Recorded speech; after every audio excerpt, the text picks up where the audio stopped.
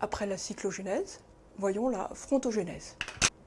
Les zones favorables aux dépressions sont des zones à fort gradient de température, c'est-à-dire des zones où les isothermes sont relativement serrés. C'est le cas sous nos latitudes, entre l'air chaud équatorial et l'air froid polaire. Ce sont des zones propices à la création d'anomalies de surface comme aux anomalies d'altitude. En effet, il suffit d'un petit déséquilibre pour qu'en surface comme en altitude se crée une anomalie. En surface, il suffit par exemple d'une petite remontée d'air chaud pour que cet air chaud se retrouve emprisonné dans de l'air environnement qui va être plus froid.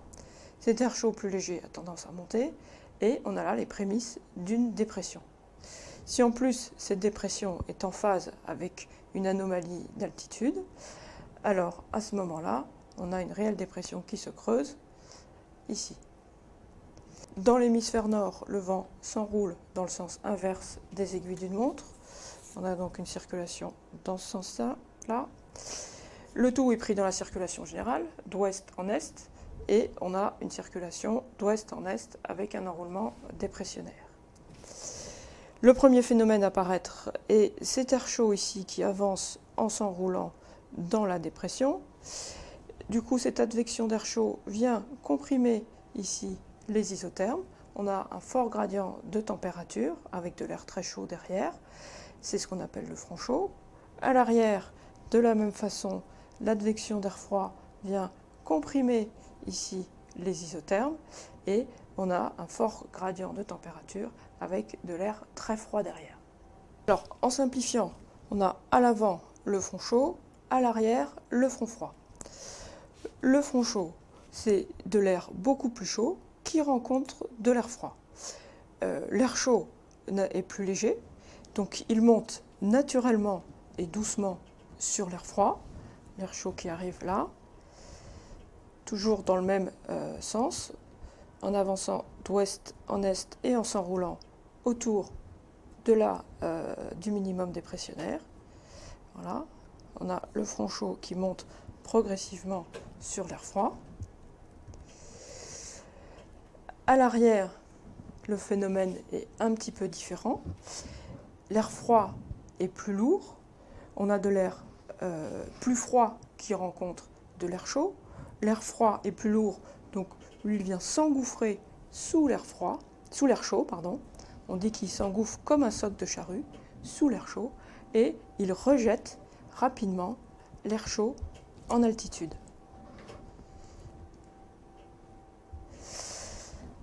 On a donc des phénomènes, des pentes très différentes dans chacun des fronts. Dans le front chaud, la pente est douce. Tous les phénomènes sont plus lents, mais aussi plus doux, moins violents. Ça dure plus longtemps, mais c'est moins violent. Dans le front froid, la pente est abrupte. On voit que les phénomènes sont plus courts, mais aussi beaucoup plus violents, parce que l'air chaud est rejeté rapidement en altitude. Que se passe-t-il en termes de nébulosité? Dans le front chaud, on a de l'air chaud qui monte progressivement sur de l'air froid. En montant, il se refroidit et donc forme des nuages. Mais cela se crée de façon relativement douce et progressive. C'est pourquoi on a dans le front chaud la famille des stratiformes, du plus haut au plus bas. Les cirrus, cirrostratus, altostratus, nimbostratus. On va retrouver les nimbostratus au début de la montée de l'air chaud sur l'air froid. Dans le secteur chaud, les ascendances sont moins importantes. On retrouve des stratus, de la bruine en hiver.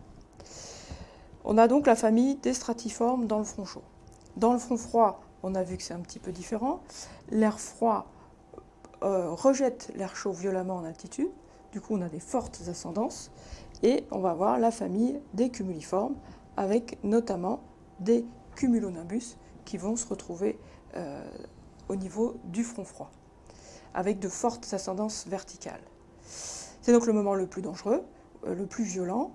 La difficulté, c'est souvent de se repérer parce que ces cumulonimbus peuvent être noyés dans la masse des nuages qui le précèdent. Derrière le front froid, on a de l'air froid qui descend, qui se comprime, qui se réchauffe, et donc il y a un assèchement momentané de la masse d'air, et avec une bande de ciel clair juste derrière le front froid. Ensuite vient le ciel de traîne, avec ces nuages cumuliformes. Suivant l'activité du front froid, on va avoir des cumulus, des cumulonimbus, voire des lignes de grains.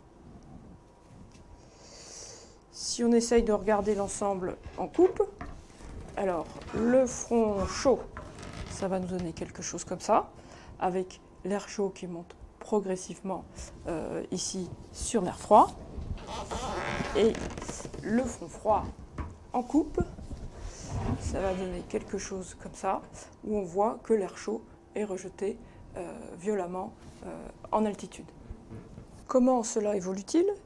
L'air chaud continue sa progression et monte sur l'air froid en s'enroulant autour du minimum dépressionnaire.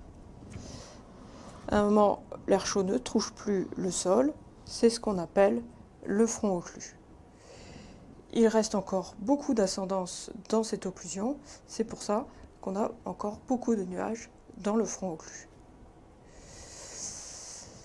À l'arrière, le front froid continue à pousser l'air chaud et le rejeter en altitude. Il continue sa route dans ce sens-là et petit à petit s'éloigne du minimum dépressionnaire. C'est pour cela qu'on peut vivre indépendamment un front chaud d'un front froid. Par ailleurs, l'anomalie de surface progressivement ne va plus être en phase, ne va plus être alimentée par l'enfoncement de tropopause, et progressivement la dépression va mourir.